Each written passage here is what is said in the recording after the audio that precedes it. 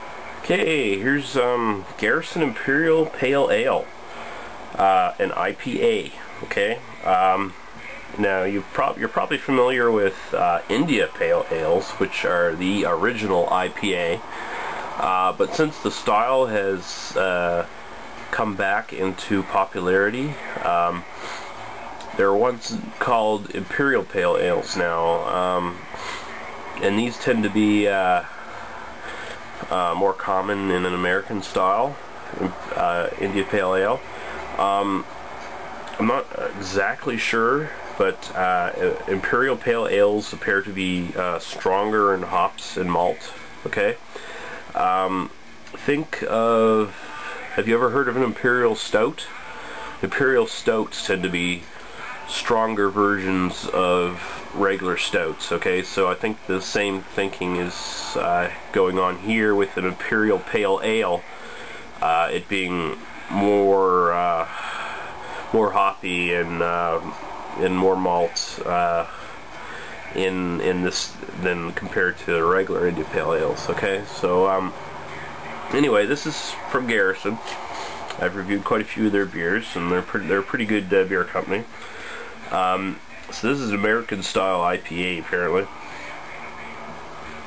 6.5% ABV, so although the hops and the malt might be stronger in flavor and character, maybe more bitter, it's not really stronger in alcohol content. 6.5% to about 7.5 or so is usually the standard traditional India Pale Ale kind of ABV, although you can get all kinds of freaky ass IPAs these days that range up to like 21% or something like that. Like, that's fucking crazy. You get like double, triple IPAs and things like that. Okay, so so this is from Garrison. This is unfiltered, by the way. Apparently there was also a version that was filtered before. I seen a bottle that didn't say unfiltered, just said Imperial Pale Ale. Okay, Imperial Pale Ale is a robust, medium-bodied West Coast style with a lingering hop bitterness, complemented by malty caramel notes and a strong citrus finish. Unfiltered and weighing it at 70 IBUs, this beer is for the true hophead. Hophead. Yeah, it actually lists the IBUs on this. I haven't really talked about IBUs that much. Actually, I'm not exactly sure what it stands for at the moment. It's sort of International Bitterness Units or something like that. It's just it's lost. It has to do with how bitter it is, though. Anyway, okay. So 70 is fairly high. Fairly high. I hope later on in some of my reviews I'll start talking about IBUs and different sort of hops and malts being used. Like, I don't really go over that stuff a lot. I probably should. It's just that just something I haven't really gotten into yet. I don't know a lot about the different types of malts and hops and stuff that are used, so hopefully I'll be able to educate myself a bit better. It says 6.9% on the bottle.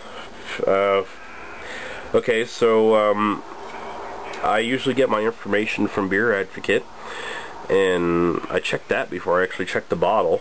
Probably a bad idea. 6.9%, so actually this is a bit stronger in alcohol than what you usually get for an IPA. Apparently that must have been the filtered version, was the 6.5%. That was the one I saw on Beer Advocate. Anyway, let's get to pouring this before this review gets too damn long. Oh yeah, it definitely looks like an IPA. Look at that. Nice head. Yeah, so it's sort of a looks damn well dark on let's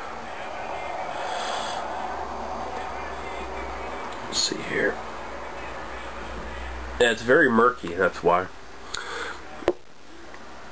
Definitely unfiltered. It actually is a very sort of a coppery orange type of color, but with the with the yeast still in it. It looks a lot. It almost looks brown. It almost looks brown. It's sort of bordering right on brown. So take a smell now. Oh, wow, wow! You can really smell that. That is quite the aroma. Very, very strong aroma. I do detect sort of a caramel smell in there, but the most pronounced stuff is there's sort of a citrusy, very hoppy kind of grapefruit smell.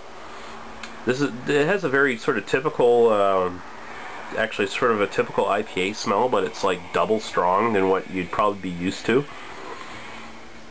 It's very sweet smell too. Very sweet, fruity kind of grapefruit smell. Citrusy, grassy almost. Very nice, very pleasant, very, very pleasant smell. So I'm going to take a sip now. Oh, whoa. Wow. I think that's a bit too bitter for me, man. I like bitter beers, but that is, whew. Holy crap. Yeah, that's a very bitter one. They're not kidding when they said the 70 IBUs. Oh. Very bitter. I'm not a fan of grapefruit, okay? But there's a very bitter, very underlying bitter kind of grapefruit taste to this, and wow.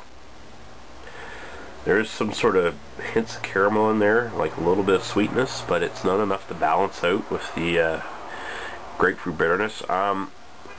It's very bitter. It's too bitter for me, but I'm not going to hold that against this beer. This beer does what it sets out to do, okay? It is of the style. It is definitely a very, very strong IPA, very, very bitter. If you're a fan of very bitter IPAs, you probably can't go wrong with this. This is, wow. Gonna take another taste of that. This one would take me a while to finish. It's probably going to take me probably a good hour of sipping on this one to finish it. Well, 45 minutes anyway. But holy crap. Yeah. A very sort of bittery grapefruit taste there. Wow. It's good. It's good, but a little too bitter. Excuse me. A little too bitter for my taste. But if you're a fan of very, very bitter, very hoppy IPAs, you'll really like this, I think. And for those people out there, I'd give it a 4 out of 5. That's really, really nice. But for me, I just give it a 3 out of 5. It's a recommendation. It's a good beer, but I don't think I'd be buying this myself personally on a casual basis. Like I wouldn't buy it all the time. I wouldn't buy it casually. Probably won't pick it up again, actually. Just not the kind of beer I'd sit down and drink. But you might like it a lot if you're a fan of IPAs.